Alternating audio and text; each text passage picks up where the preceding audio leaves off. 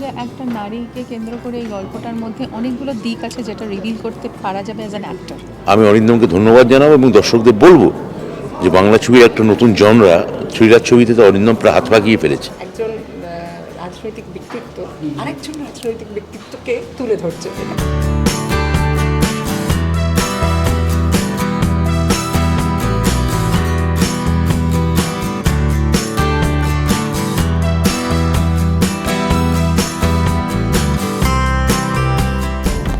মৌসুমী সেনের নিখোঁজ হওয়ার পেছনে যে একটা রহস্য আছে সেটা বলাই বাহুল্য।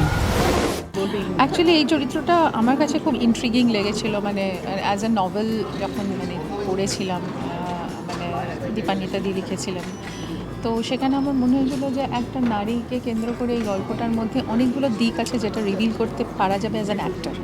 তো আমি তো সবসময় খুঁজতে থাকি যে অভিনয় সূত্রে কতটা আমি আরও দর্শককে নতুন কিছু দিতে পারবো।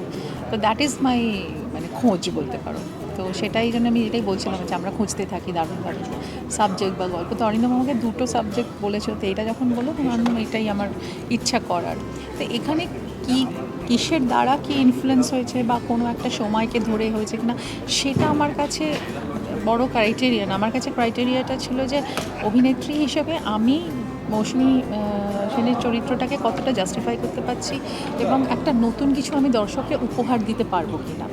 তো সেখানে তো অবশ্যই সেই সময়কার সোসাইটি, সেই সময়কার সিস্টেম বা সেই সময়কার অনেক বিষয় আসবেই। তো সেই বিষয়গুলোকে নিয়ে নাড়াচাড়া হয়েছে এই ছবিতে এবং প্রত্যেকে যা মানে প্রত্যেকটা চরিত্র এখানে একটা করে মানে এই ছবিতে যদি দেখা যায় মানে একটা নতুন কিছু আয়োজন মানে নতুন কিছু দিক মানে অ্যাড করেছে।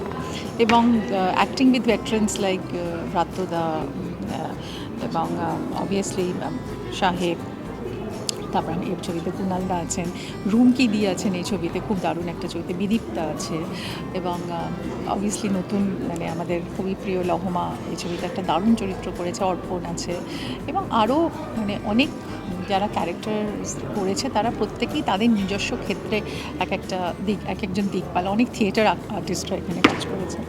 তো সব মিলিয়ে আমার মনে হয়েছে এই ছবিটা ইজ আ ভেরি গুড মানে প্রপোজিশন। আর অনেকদিন পরে একটা থ্রিলার এলিমেন্ট, হিউম্যান স্টোরি, কোনো একটা কন্ট্রোভার্সি সব কিছু মিলিয়ে এটা একটা উপভোগ্য ছবি হবে দর্শকের জন্য। নি থাকতে স্ক্যামটা প্রকাশ্যে এলো না। পুলিশের উর্দি আমি ছাড়লেও উর্দি আমায় ছাড়ে না। আমার সঙ্গে চালাকি করলে ফলটা ভালো হবে না। সবাই মিলে দেখুন কর্পূর, অরিন্দম শীলের পলিটিক্যাল থ্রিলার, দীপান্বিতা রায়ের গল্প। আমার মনে হচ্ছে যে এটা ঋতুপর্ণা সেনগুপ্ত, কুণাল ঘোষ, সাহেব চট্টোপাধ্যায়, অর্পণ, লহমায়ারা সব অভিনয় করেছে এবং খুবই চ্যালেঞ্জিং শুটিং। আমার নিজেরও পাঠ করে খুব ভালো লেগেছে।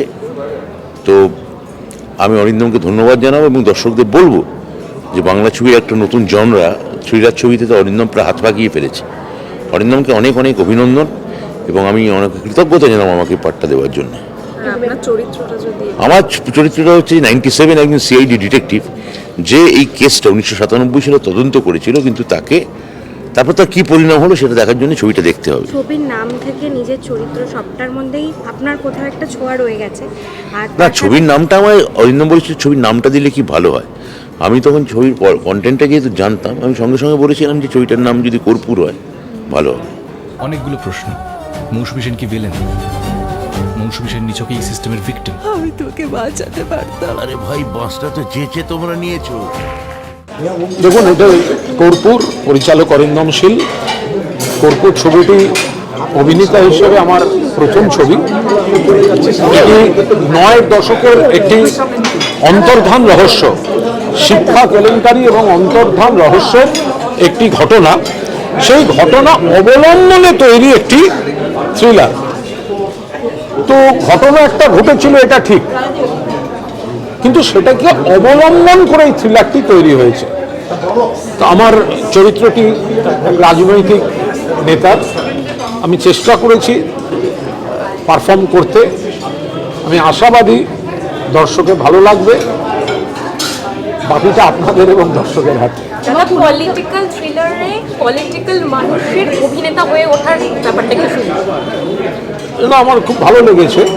আমি নিজে এই ধরনের সিনেমা, নাটক, গান বাজনা আমার ভালো লাগে, তো দর্শক হিসেবে দেখি, নাটক দেখতেও যাই। যখন পরিচালক অরিন্দম শীল অন্যান্য কিছু আলোচনার সঙ্গে যখন এটা ওনার প্রজেক্টটা বললেন এবং একটি চরিত্রের কথা বললেন, আমার মনে হয়েছিল এটা একটা চ্যালেঞ্জিং বিষয়। তো আমি এই বিষয়ে অন্যান্য ভূমিকায় কিছু কাজ করলে অভিনেতা হিসেবে কখনো সেভাবে আমার হয়তো কোনো সিনেমা করিনি। তো আমি চেষ্টা করেছি এবং আমি কোনো ফাঁকিবাজি করিনি। আমি স্ক্রিপ্টটা, সংলাপটা আমি বোঝার চেষ্টা করেছি। আমি সেটা মানে ওয়ার্কশপের মতো করে ওনাদের কাছ থেকে দেখাবার চেষ্টা করেছি যে আমি এইটা ভেবেছি, এখানে কি কি অ্যামেন্ডমেন্ট দরকার। ফলে অরিন্দম এবং প্রাপ্ত আমাকে যথেষ্ট সাহায্য করেছেন। বাকি টিম খুব ভালো, বাকি অভিনেতা অভিনেত্রীরা খুব ভালো, প্রযোজকরা খুব ভালো। আমি পারফর্ম করার চেষ্টা করেছি, বাকিটা দর্শক বিচার করে। ষড়যন্ত্রের সত্যিটা উদ্ঘাটন হলে আমার পার্টি ক্ষতিগ্রস্ত হলেও আমি তোমাদের পাশে আছি। কনফিডেন্সটা বেড়েছে, বুঝেছিস তো। মানে আমি যখন শুরু করেছিলাম তখন মনে হচ্ছিল আচ্ছা এটা তো খুব ডিফিকাল্ট একটা ক্যারেক্টার, এটা মানে আমি তো কখনো রাজনৈতিক নেতার কোনো অভিনয় করিনি। আমি তো এটা আমার যে কোনো চরিত্রই জীবনের প্রথমবারই হয় আর কি। তো আমি যাপন করেছি। আমি একটা জিনিস আমি আমার আছে, আমি যে কাজটাই করি আমি সেটা খুব ভেতরে ঢুকে গিয়ে করার চেষ্টা করি, আমার তরফ থেকে যতটুকু দেওয়া সম্ভব হয়। আমি চরিত্রটা যাপন করেছি, খুব ভালোবেসে করেছি এবং অনেক অনেক ধন্যবাদ জানাচ্ছি অরিন্দম দাকে এই চরিত্রটা আমাকে দেওয়ার জন্য। ইটস আ বিউটিফুল ক্যারেক্টার এবং এর দুটো টাইম জোন আছে, দুটো লুক আলাদা, দুটো সময়ের প্রেক্ষাপটে। তো সেটাও খুব ইন্টারেস্টিংলি ডান। খুব সমৃদ্ধ হয়েছি ছবিটা করতে করতে এবং যেরকম অরিন্দম দা প্রত্যেকটা ছবি খুব ইউনিকলি বানান, খুব মানে একটা একের থেকে অন্যটার থেকে আলাদা, সম্পূর্ণ স্বতন্ত্রভাবে আইডেন্টিফাই করা যায়। যেরকম যখন মিতিন একটি খুনি সন্ধানে করলাম, সেটা সম্পূর্ণ একটা অন্য একটা সাবজেক্ট, অন্য চরিত্রায়ন, অন্য মেকিং, অন্য লুক অ্যান্ড ফিল। তার আগে যখন আমি অরিন্দমের সাথে 19 এপ্রিল করলাম, সেটাও একদম সম্পূর্ণ স্বতন্ত্র একটা অন্যরকম মেকিং। আবার কর্পূর করলাম, কর্পূরটা আবার একেবারে একটা ভিন্নধর্মী পলিটিক্যাল ড্রামা। তো প্রত্যেকটা ছবি একে অপরের থেকে আলাদা। তো এইটা একটা সাংঘাতিক বড় পাওয়া আমার কাছে। আর ধন্যবাদ জানাচ্ছি আমার সমস্ত প্রযোজকদের এই ছবিটা তৈরি করার জন্য, এই ছবিটাকে এত সুন্দর করে যত্ন নিয়ে বানাবার জন্য, মানুষের কাছে পৌঁছে দেওয়ার জন্য। সেই সময়ে দাঁড়িয়ে দুর্নীতির অঙ্কটা ছিল প্রায় 50 কোটি টাকা। অস্বীকার করতে পারে মৌসুমী আমার অত্যন্ত কাছের বন্ধু ছিল।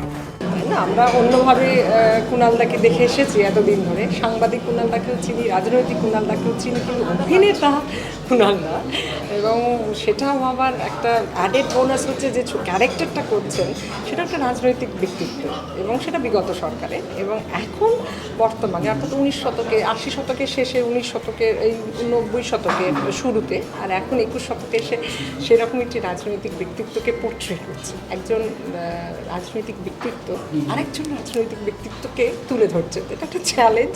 এবং অরিন্দম দার এটা একটা জোড়া একটা প্রেজেন্টেশন বলতে পারেন, তাই না? এটা অন্যরকম, এর আগে তো বাংলার ইতিহাসে এরকম কখনো হয়নি। এটা real life event, real world event. সবচেয়ে মজার কথা, ছবিটাই পলিটিক্যাল থ্রিলার, সুতরাং সেই জায়গা থেকে রাজনীতিতে থেকে এরকম একটা ছবি করতে গিয়ে একটা অন্যরকম উত্তেজনা। কিন্তু এই ক্ষেত্রে যেটা বিশেষ ভালো লাগা, যে ওই 80 দশক, 90 দশকের সময় যারা ছিলেন এই গল্পের নেপথ্যে, তাদেরকেই পোর্ট্রে করছে 21 দশকে এসে যারা সরাসরি রাজনীতিতে যুক্ত। সুতরাং সেটা একটা তো অন্যরকম ব্যাপার। দ্বিতীয়ত দেখুন, যারা অভিনয় করছেন তারা প্রত্যেকেই রাজনৈতিক ব্যক্তিত্ব। তারা অভিনয় কতটা এগোতে পারলেন, দর্শকদের আশা কতটা পূর্ণ করতে পারলেন, সেটাও একটা চ্যালেঞ্জ আছে। সব মিলিয়ে খুব ফুল অফ চ্যালেঞ্জ। কিভাবে পাবো যদি বলো দিদি? যে রোলে আপনারা আছেন, বিহাইন্ড দ্য ক্যামেরা, সাংবাদিক। সুতরাং এই গত যাত্রাপথে আমার রাজনীতি থেকে অভিনয় যাত্রাপথে আপনাদের রোলটা আমি করছি, রিভার্স হয়ে গেছে, বুঝেছেন? অর্থাৎ আমার হাতে বুম আর আমার হাতে ক্যামেরা, ছবি কপ্পু। ভীষণ এক্সাইটেড। এটা আমার মনে হয় অনেকদিন পরে আমি একটা অন্যরকমের ছবিতে কাজ করেছি। আমার অরিন্দম দার সাথে প্রথম কাজ, এবং খুব চ্যালেঞ্জিং একটা চরিত্র ছিল যে চরিত্রটা আমি প্লে করেছি। সেই ক্ষেত্রে প্রত্যেক ছবিরই যাই চরিত্র পাই চ্যালেঞ্জিং হয়, বাট এটা ফিজিক্যালিও বেশ অনেকটাই একটা অন্য রকমের লুক ছিল, আর নিজেকেও অন্যভাবে আমি চিনতে পেরেছি এই চরিত্রের দ্বারা। আর তার থেকেও বড় কথা, এই যে ছবিটা করব তার যে আমার যারা যারা কো অ্যাক্টর ছিলেন, যত অ্যাক্টার্স ছিলেন অ্যাসোসিয়েটেড, অসম্ভব ভালো এবং দক্ষ অভিনেতা অভিনেত্রী, তাদের সাথে কাজ করে যে প্রাপ্তি, সেটা একটা অন্য রকমের প্রাপ্তি। সো ভীষণ এক্সাইটেড। অলসো আমার মনে হয় অরিন্দমদা যে এই থ্রিলারের যে জনারটা, অরিন্দমদার থেকে বেটার আমার মনে হয় না কেউ আছেন ওই সাসপেন্সটা ধরে রাখতে পারে। তো সেই জিনিসটা দেখার জন্য খুব এক্সাইটেড। ট্রেলারটা আমি দেখিনি এখনও, তো আমার জন্য সারপ্রাইজ। আমি একটু আগে বলছিলাম আমাকে দেখা না, ট্রেলারটা দেখাচ্ছে না, বলছে না বড় স্ক্রিনে দেখো, ওটা বেটার লাগবে। সো সেটা তোমরা যখন দেখবে আমিও তখনই দেখবো। তো সবসময় একটা খুব ভালো লাগে সেই ফিলিংটা আসে। তোমার চরিত্র যদি কিছু একটু বলো। আমার চরিত্রের নাম রিয়া তামা। রিয়া এখানে একটা কলেজে পড়ে এবং সে একটা ইন্টার্নশিপ করছে। একটা ডান পিটে টম বয়েস একটা চরিত্র। তার মত অনেক ক্ষেত্রেই তার মানে সে খুব ভোকাল নিজের মত পছন্দ অপছন্দ নিয়ে, এবং কোনো কিছুকেই খুব একটা তোয়াক্কা করে না, ভয় পায় না। আজকের যেরকম টম বয়েস একটা মানে এই জেনারেশনের মেয়ে, আমার মনে হয় জেন জির সাথে যা যা আমরা ভাবি অ্যাসোসিয়েট করি, তারা যেরকম তাদের একটা মাথা আছে, তারা নিজেদের মতো করে জীবনযাপন করে, সেই জিনিসটা। এবং অবভিয়াসলি সেখানে একটা ডেফিনেটলি প্লটের সাথে সে যুক্ত হয়ে যায়, কারণ একটা ইনভেস্টিগেশনে জড়িয়ে পড়ে। এবং সেই বেশি কিছু বলতে পারবো না, কারণ বেশি কিছু বললে আবার এটা বুঝতেই পারছো থ্রিলার বলে বলাটা কঠিন, কিন্তু খুব আমার থেকে অনেকটা আলাদা। মানে তার ম্যানারিজমস, তার জীবন দেখার যে মানে যেই দৃষ্টি দিয়ে দেখে সব কিছু, তো সেটা আমার খুব ইন্টারেস্টিং লেগেছে।